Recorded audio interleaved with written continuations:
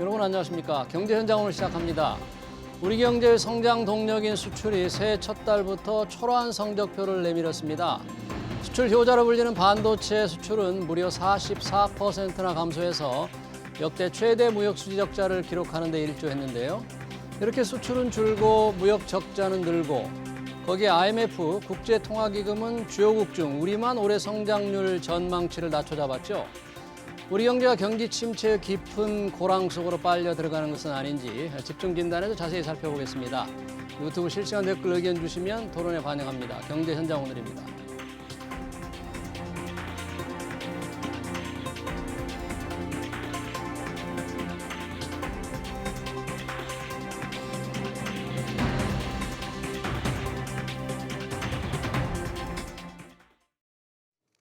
네, 1월 수출 동향 토론하기 위해서 두 분 모셨습니다. 주원 현대경제연구원 경제연구실장, 서지용 상명대 경영학부 교수 나오셨습니다.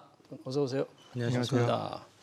자, 2월의 첫날입니다. 1월 수출 실적 상당히 우울한 내용이 많이 들어가 있는데 서지용 교수님, 뭐 좀 참담한 실적입니까? 어떻습니까? 전체적으로? 예, 새해 들어서 이제 실적이 좋지 않은 걸로 나왔기 때문에 우리나라 거시경제 지표가 상당히 이제 악화됐다 이렇게 평가할 수 있고요.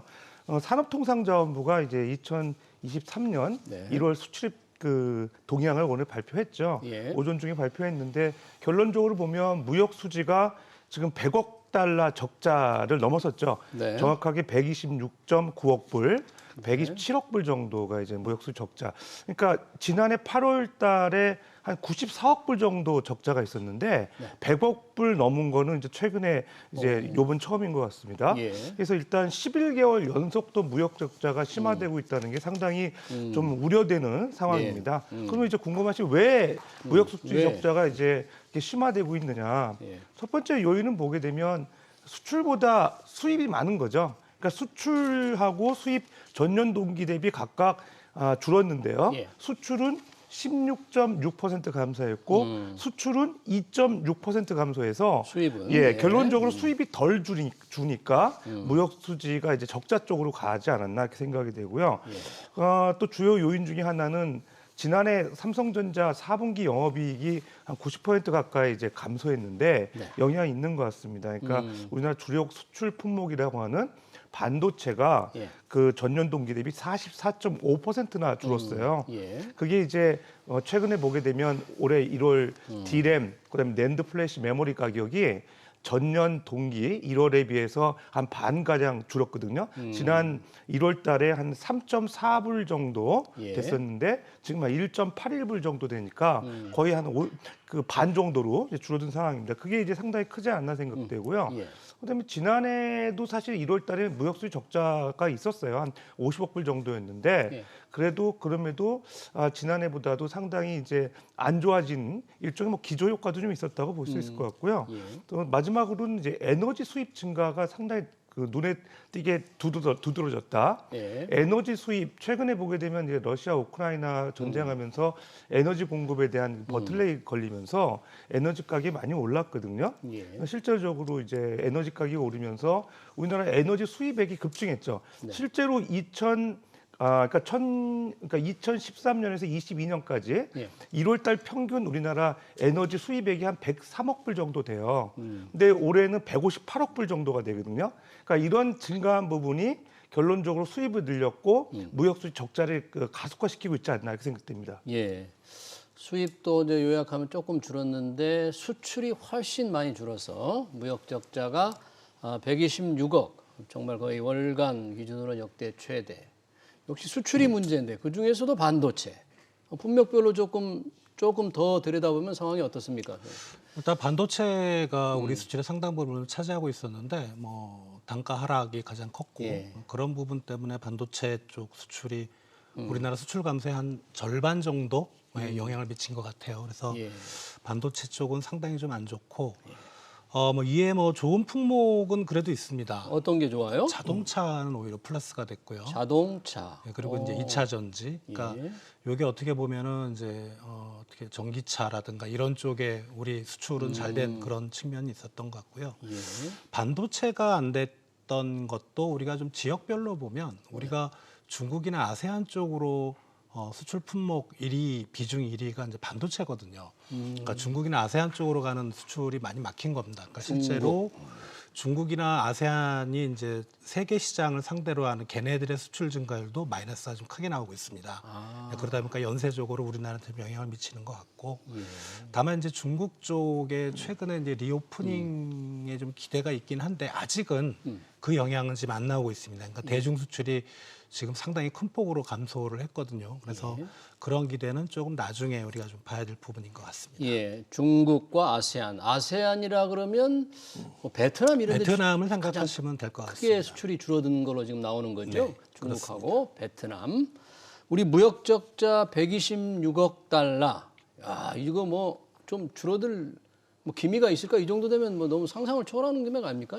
예, 일단 정부에서는 뭐 희망 섞인 좀 발언을 하고 있어요. 그러니까 중국이 하반기부터 제조업 가동률이 좀 정상화되면, 그러니까 리오프닝이 이제 확대되게 되면 결론적으로 우리나라 이제 실물 경제 측면에서 중국하고 이제 무역 의존도가 높잖아요. 그러니까 우리나라 수출 수요도 많이 늘어날 것이고, 특히 이제 반도체 수출이 우리나라 중국이 많이 하고 있기 때문에 수출 수요가 개선되게 되면 그 주 박사님 말씀하신 대로 우리나라 이 무역 수지 적자 폭도 줄어들지 않을까 기대는 하고 있는 것 같아요. 근데 이렇게 얘기를 하는 거 보면 사실 중국의 리오프닝 기대감 외에는 특별한 그런 그 희망 섞인 얘기가 없는 것 같아요. 호재가 없어요. 예, 없습니다. 그러니까 지금 반도체 가격도 어떻게 보면 그 수요가 부진하니까 가격이 떨어지고 있고요. 네. 그 지금 그 에너지 가격도 상당히 이제 그 상승세는 조금 꺾이긴 했지만 여전히 고물가 유지하고 있거든요. 예. 이런 상황에서 보게 되면 전체적인 그 고물가 고금리 현상이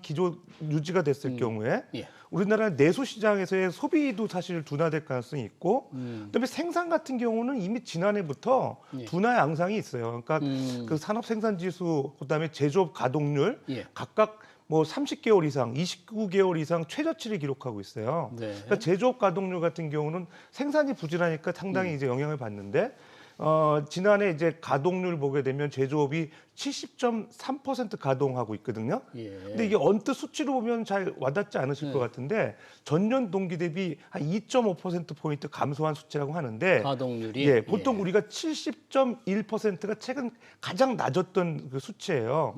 그런 거 보면은 75% 밑으로 떨어졌다는 건 상당히 제조업 경기가 안 좋다는 거거든요.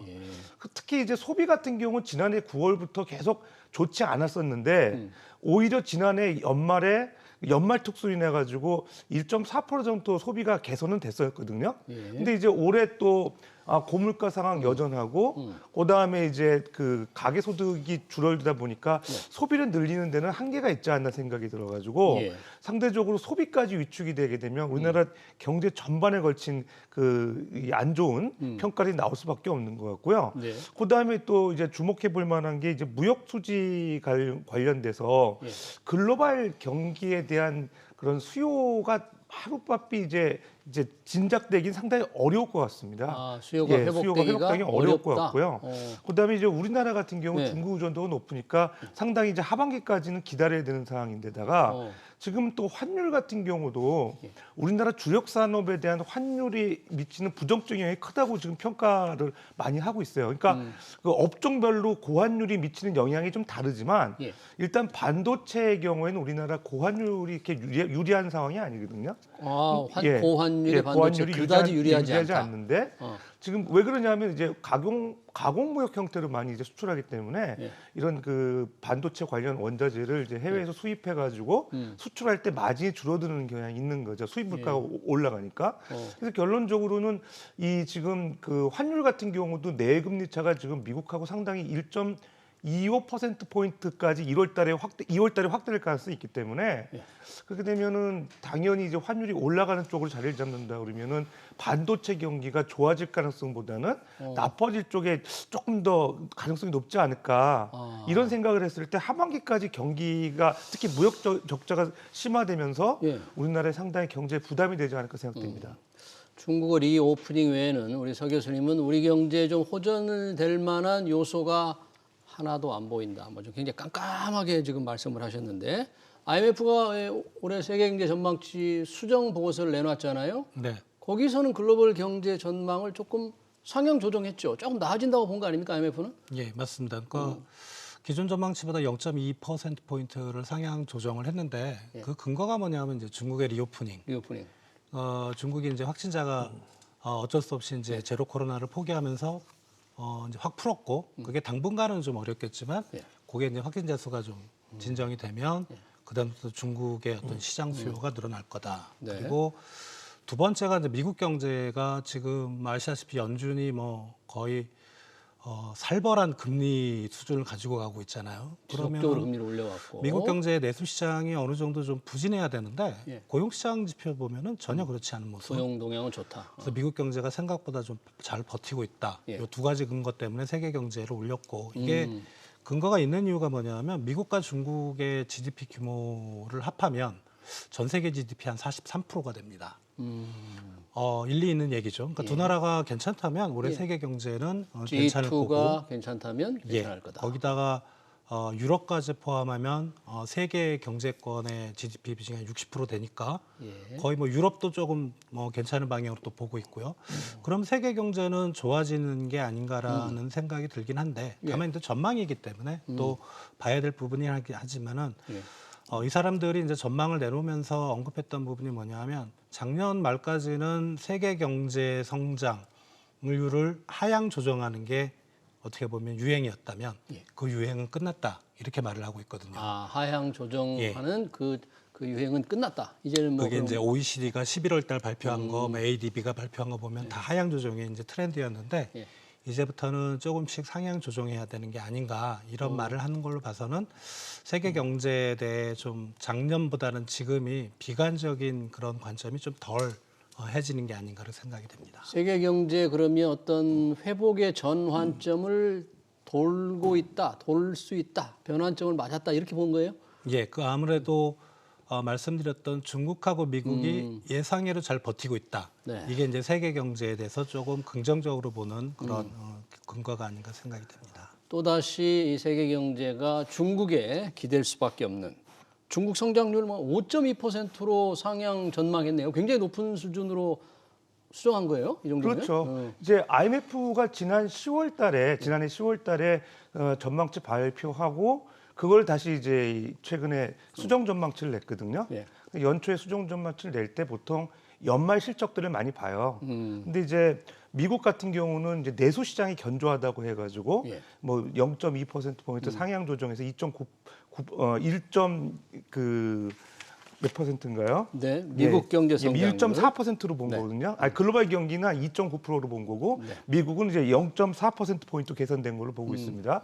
그다음에 일본 같은 경우도 최근에 이제 긴축 정책을 지속하고 있고 그다음에 이제 워낙 재정 정책을 확대하고 있기 때문에 그러니까 자금 조달 코스트가 낮은 이제 일본의 특성상 보게 되면 그 기업 경기에 대한 그 성장 가능성을 좀 보고 있는 것 같아요. 그래서 1.6%에서 1.8%. 아무래도 통화 완화 정책을 계속 완화 하고 있는 정책을 거죠? 하니까 이제 기업들 경기를 좋게 보는 것 같습니다. 근데 유로도 지금 에너지 가격이 발목을 잡았는데 에너지 도매가가 상당히 이제 하락을 하면서 0.5%에서 이제 상향 조정했습니다. 0.7%로. 영국 0.3에서 마이너스 0.6% 외에는 유로권이나 이제 선진국들은 대부분 상향 조정했어요. 중국도 말씀하신 대로 4.4%에서 5.2%였잖아요. 그러니까 가장 성장률을 우리나라가 높였네요. 이제 지금 2%에서 1.7%로 0.3% 포인트 하향 조정한 거죠. 한국만 주요국 중에서 낮췄어요. 신흥국 유독 중에서도 우리나라만. 낮췄는데 최근에 이제 IMF의 수석 부총재 기타 고피나스라고 여성분인데 방한하신 것 같습니다. 그래서 인터뷰를 한 내용들을 좀 보면 이 이유에 대한 좀 시사점이 있는 것 같아요.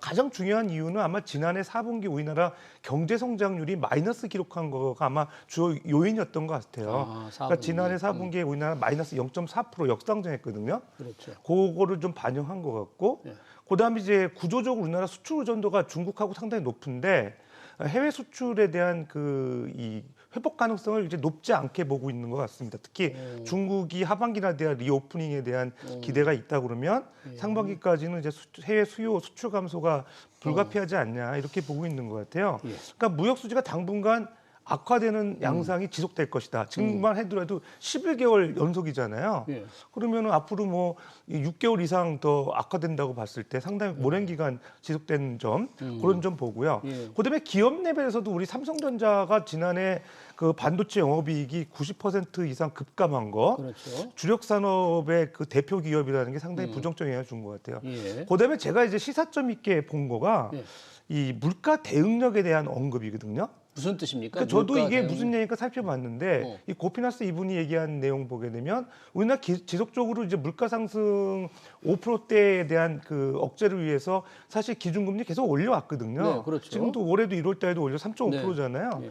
근데 최근에 이제 그 전기료, 난방비, 예. 그다음에 뭐 교통요금 인상 예. 이런 그 소비재 품목에 대한 그 유틸리티 물가 상승률이 예.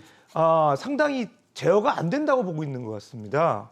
물론 이제 정부에서 최근에 이제 에너지 바우처 지원 정책이든지 해서 저소득층에 대해서 이제 52만 2천 원인가요? 59만 2천 원까지 지원해 주는 정책도 발표를 했는데 어쨌든 이게 이제 하루 그 짧은 기간 내에 해소되는 내용이 아니라고 보는 것 같아요. 아, 예. 그러다 보니까 이런 그 소위 말해서 이제 근원 물가에 대한 상승 여력도 충분하다. 에너지 가격에 대한 부분을 정부가 아마 좀 지원을 한다 하더라도 예. 이런 소비재 물가에서의 상당히 그 상승 여력이 충분하다고 보고 있는 것 같아요. 네. 그러다 보면 결론적으로 지금 그 우리나라의 그 수정 전망 네.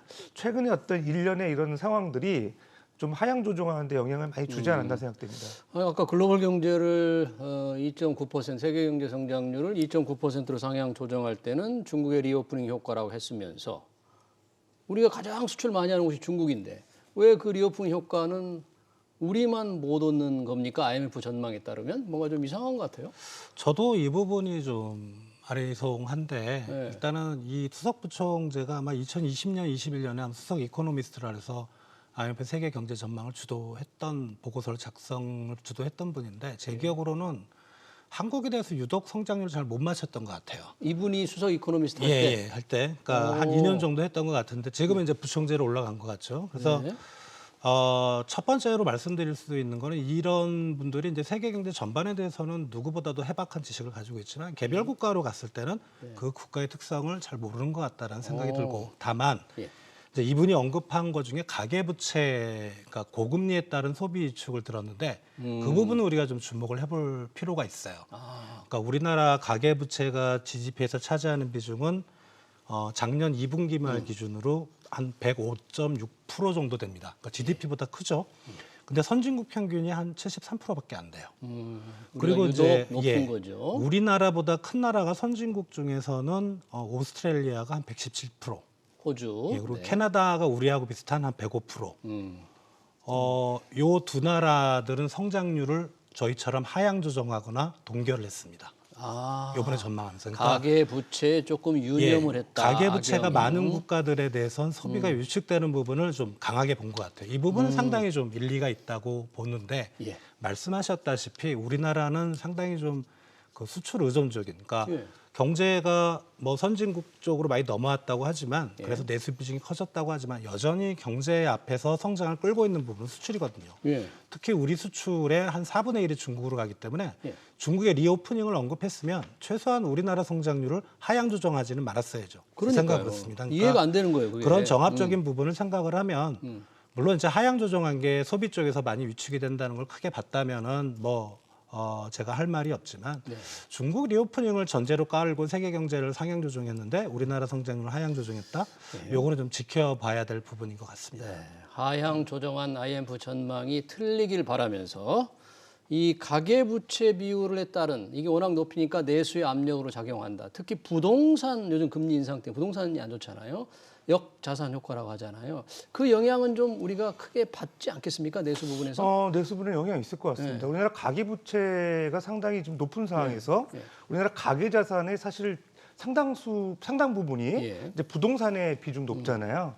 그런 측면에서 이제 부동산 가격이 금리 인상에 따른 이제 급락 가능성이 최근에 많이 부각이 되기 때문에 이 자산의 이제 부의 효과, 자산 가격이 떨어졌을 때 소비가 위축되는 효과가 분명히 있거든요. 예. 그렇기 때문에 최근 이제 지난해부터 9월 달에 소비가 3개월 연속 계속 위축되다가 12월 달에 반짝 그런 개선세가 있었는데 올해까지 끌고 나가긴 좀 어렵지 않을까 이런 생각이 들고 예. 그러니까 부동산 가격이 이제 떨어지는 그 가능성이 올해 또 심화될 가능성이 있다고 이제 평가를 하고 있는 상황에서 소비가 늘어나는 거를 기대하기 좀 어렵지 않을까 이런 생각이 들거든요. 예. 근데 우리나라 시장이 뭐 대체적으로 수출 주도형 경제 구조를 갖고 있고 개방형 경제다. 그래서 과거에 우리나라 수출 실적에 좌지우지되는 그런 경제 구조를 많이 언급을 했었는데 사실 어느덧 보면 우리나라 민간 소비에 대한 비중이 50%를 차지하고 있어요. GDP 성장률을 차지하는 비중이. 그러니까 오히려 그 수출입 관련된 부분이 4, 5%. 그다음에 민간 소비가 50%라고 봤을 때 네. 소비가 살아나야 되지 않냐는 생각이 있는데 예. 특히 이제 가계 부채가 는다는 거는 결론적으로 이제 가처분 소득이 준다고 이제 볼 수 있거든요. 이제 이자 비용이 커지면서 그럼 소비를 억제할 가능성이 있고 더군다나 최근에 이제 그 이런 민간 소비에서도 보게 되면 그 할부에 대한 할부 금융이나 이런 수요가 많아지고 있거든요. 예. 그런 거 보면은 이제 일시불 결제가 어려워진다는 상황이거든요. 예. 그런 측면에서 보면 민간 소비 위축이 상당히 이제 우리나라 경제에 부담이 될 것 같고 예. 자산 가격 급락도 소비에 부정적 영향을 주지 않을까 생각됩니다. 그러니까요. 그러다 보니까 우리 성장률이 지금 1.7%로 지금 낮췄잖아요. 예. 이 일본을 1.8%로 높였다면서요. 1.6에서 1.8. 네. 우리가 잃어버린 30년에 헤매고 있는 일본보다 성장률이 뒤진다? 이거 정말 좀 엄청난 경고, 깜짝 지금 놀랄 만한 거 아닙니까? 이렇게 된다면? 근데 이제 그게 중장기적으로 성장률을 우리가 봐야 될 것 같고요. 네. 올해만 놓고 보면 일본은 일단은 통화 완화 정책이고 예. 물가는 포기하고 그런 부분이 있고 또 얘네들은 가계부채 비율이 우리보다 상당히 낮습니다. 얘네는 69%밖에 안 돼요. 그러니까 금리가 혹시 나중에 올라가더라도 얘네는 소비가 위축될 가능성은 별로 없다. 예. 그러니까 이런 점을 생각할 때 아마 올해 한해서 우리가 예. 성장률이 일본보다 이제 낮긴 하지만 그게 뭐 내년 그다음에 좀 몇 년을 좀 두고 봐야 될 네. 부분인 것 같습니다. 아니 저성장이 허덕이는 일본의 만약에 성장률이 장기 추세로 뒤집어진다. 그러면 정말 놀랄만한 일이어서 한번 여쭤본 거고요. IMF가 세계 경제 성장률 전망치를 내놓으면서 이 통화 정책에 대해서도 제안을 했네요. 역시 물가 대응에 주목하라. 지금 물가가 조금 정점을 쳤다고 생각하지만 그래도 여전히 물가를 가장 중요한 안정을 정청한 정책 목표로 삼으라는 얘기입니까? 그렇죠. 이게 IMF가 올해 물가 성장률 6.6%로 봤거든요. 예. 그러니까 오히려 지난해보다 10월보다 예. 0.1%포인트 상향 조정했는데 그럼에도 불구하고 이제 IMF에서 평가하기로는 그 긴축 통화 정책이 계속되고 있고 그다음에 이제 글로벌 수요 둔화로 인해 가지고 최근에 이제 국제 그 연료 가격이 이제 떨어질 가능성이 있다. 그래서 결론적으로는 인플레가 점차적으로 하향 안정화되는 쪽으로 가지 않겠냐 이렇게 조심스럽게 평가하면서도 예. 근원 물가 지수의 경우는 좀 부정적으로 보고 있어요. 근원 물가 예, 지수라는 게 그러니까 뭡니까? 그 에너지 가격에 대한 변동성이 크기 때문에 그런 부분들을 이제 반영을 제외하고 이제 평가하는 이제 순수한 이제 물가 이제 상승률이죠. 네. 거기에 에너지 이제 근원 물가 상승률 같은 경우는 최근에 그 소비가 비교적 견조하게 이루어진 경향이 있기 때문에 특히 이제 노동 시장에서 임금 상승률에 대한 그 경향이 좀 부각되고 있다 이렇게 본 것 같습니다. 아무래도 미국 시장 같은 경우 최근에 이제 구인난을 통해 가지고 임금 상승률이 높다고 평가가 되거든요. 예. 그러니까 실업률은 지금 이제 상당히 이제 미국 같은 경우 이제 실업률이 3.5% 낮은 상황인데 예. 결론적으로 이제 구인난은 또 좀 이상하게 심각한 상황이거든요. 그러니까 이 좋은 일자리를 찾아다니는 구직자가 많다고 평가할 수 있을 것 같아요. 예. 그러다 보니까 이제 노동 시장에서 임금 상승률이 상당히 높게 평가되고 있기 때문에 예. 특히 이제 우리나라 같이 이제 노동 시장이 상대적으로 경직된 나라의 경우에는 근원 물가 지수의 상승률이 상당히 높지 않겠느냐는 거를 아마 평가하고 있는 것 같습니다. 예, 그러다 보니까 이런 부분들은 아직 정점을 지나지 않았다 이렇게 평가해요. 우리나라 작년에 근원 물가 지수 상승률 보면 4.8% 정도 되거든요. 4.8. 4.8%. 굉장히 높은 예, 수준이네요. 근데 이제 최근에 이 미국 같은 경우 보면 미국이 이제 연준에서 가장 주요한 물가 지수로 보는 게 그 물가 상승률, 예. 개인 소비 지출 물가 상승률 네. 요거거든요. 그게 이제 올 작년 말에 보게 되면 5%로 나왔어요. 그때 이제 근원 PC 지수 상승률 같은 경우 지금 4.4%거든요. 그러니까 어쨌든 우리나라보다 사실은 비슷한 상황인데 어쨌든 5% 내외가 돼요. 예. 그러니까 어쨌든 물가 타겟팅하는 2% 2배 정도 되는 거죠. 그러니까 상당히 높은 수준을 유지하고 있기 때문에 결론적으로 이제 물가 상승에 대한 그 긴축 통화 정책에 대한 중요성을 강조하고 있는 것 같고, 예. 그다음에 이제 한 가지 더 재정적 정책 관련돼서 예. 최근에 이제 그 경기가 일부 둔화되면서 저소득층 대상으로 해서 정부가 그 재정 지원을 좀 확대하는 경향들이 있잖아요. 예. 근데 이게 이제 좀 그 지속적으로 광범위하게 재정 지원이 늘어나는 거는 좀 자제할 필요가 있다. 광범위하게 늘어난다면 그러니까 어떤 특수 취약계층을 핀셋으로 이제 지원하는 거는 오케이. 하지만 이런 작년 코로나 때처럼 재작년 코로나 때처럼 전방위적으로 보편적으로 전 보편적으로 국민이 지원해 주는 지원한다. 거는 하지 마라. 좀 지원을 좀 이제 자제해야 되지 않겠느냐. 물가 상승을 자극할 가능성이 있다. 결론적으로 물가 상승에 상당히 방점을 두고 경제 정책을 추진해야 된다. 이런 IMF의 권고가 있는 것 같습니다. 예. 요즘 난방비 지원 대상을 계속 늘리려고 하는데 뭐 그런 측면에서 볼 때 IMF는 조금 취약계층에 선별적으로 타겟팅을 해서 지원하라. 뭐 그런 제안을 한 모양이군요. 예, 그런 것 같습니다. 자, 그러면 우리 통화정책 아까 근원물가 상승을 굉장히 중시했는데 미국이나 우리나 똑같이 지금 근원물가는 안 잡히는 겁니까? 미국은 근원물가가 좀 상승률이 둔화가 됐는데 둔화됐어요? 우리가 문제가 뭐냐면 우리가 이제 소비자 물가 상승률이 작년 7월에 6.3%로 피크를 찍고 예. 12월에 이제 5%가 됐고 아마 1월 달께 내일 발표가 되는 걸로 알고 있는데 많이 떨어졌죠. 6.3에서 5까지 떨어졌는데 우리 근원 물가 중에 이제 농산물 및 석유류 제외 지수 그러니까 농산물하고 석유를 뺀 품목을 가지고 이제 근원 물가 지수라고 생각을 한다면 이거는 작년 12월이 가장 높습니다. 4.8%로. 4.8. 예, 이건 떨어지지 않았어요. 떨어지지 우리는 않았다. 근원 물가가 아직 안 잡히고 있다 이렇게 보시면 될 것 같습니다. 예. 그러면 근원 물가가 안 잡히면 한국은행 금리 계속 올릴 명분이 서는 거예요? 그렇죠. 그러니까 우리가 소비자 물가하고 근원 물가를 한국은행이 같이 보긴 하지만 또 한국은행의 통화정책 목표가 근원 물가가 아닌 소비자 물가라고 명시를 해놓긴 했지만 근원 물가라기 어떻게 보면은 바깥에서 들어오는 수입 물가를 뺀 그러니까 오로지 순수하게 우리나라 시장에서 압력이 가해지는 물가 상승 요인이라고 생각한다면 이 부분을 더 중요하게 생각할 수 있고 만약에 근원 물가를 좀 중요하게 생각한다면 고금리 기조를 상당히 유지하거나 상당 기간 유지하거나 아니면 추가적으로 더 인상할 가능성도 분명히 있다고 생각이 됩니다. 한국은행이 지금 현재 기준금리가 3.5%인데 추가적으로 인상할 가능성도 있다. 통화정책 하여튼 근원 물가에 제대로 대응하라 그러니까 IMF의 그 여러 가지 성장 전망치 외에 정책 제안도 있었다는데 다른 그런 좀 중요한 제안들 또 뭐 어떤 게 있었습니까? 재정 정책 이런 부분에 대해서도 예, 우리나라 같은 경우 이제 사실 노동시장이 유연하지 않기 때문에 아까 말씀드린 근원 물가 관리를 좀 철저히 해야 될 것 같고 그다음에 재정 정책과 관련된 점진적인 재정 축소가 필요하다 얘기를 하고 있는 것 같습니다. 재정 축소. 예, 근데 사실 우리나라 지금 그 좀 시사점이 있는 게 지금 GDP 대비 우리 재정 적자 비중이 적도 확대되고 있잖아요. 재정 적자가 이제 확대되고 있는 양상인데 우리나라 이제 무역 수지 적자가 되면서 그 일종의 쌍둥이 적자가 지금 유지가 되고 있는 거잖아요. 그렇게 되면 우리나라의 일단 경제 구조에서 이런 그 상당히 그 좀 구조적으로 파운데이션이 약화되는 그런 경향이 있는 것 같고요. 특히 이제 우리나라의 그 민간 소비를 늘려주기 위해서는 최근에 이제 그 에너지 정책과 관련된 정부 지원은 바람직해 보여요. 그러니까 특히 이제 에너지 바우처 정책이라고 해가지고 뭐 이런 에너지 가격에 대한 할인 지원해 주는 거죠.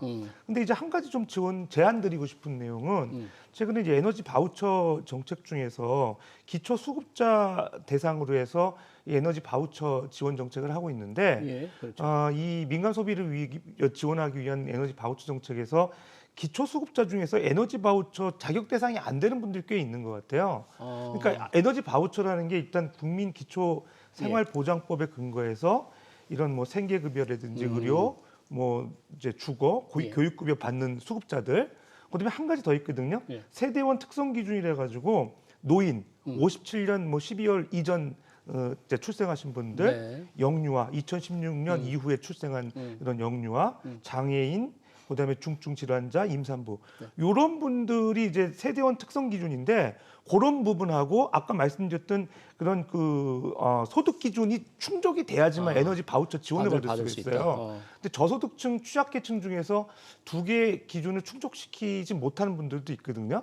그런 분들을 좀 골라서 그런 좀 분들 지원할 좀 필요가 있다. 배제가 될 가능성이 있기 때문에 에너지 이 지원이 상당히 효과적인데 그런 쪽에 대한 분들이 이제 지원을 못 받는다면 소비 촉진하는 데 상당히 어렵지 않을까 생각이 됩니다. 네, 잘 알겠습니다. 1월 수출 동향 그리고 IMF의 경제 전망까지 토론을 해봤습니다. 지금까지 서지용 상명대 경영학부 교수 그리고 주원 현대경제연구원 경제연구실장이었습니다. 고맙습니다.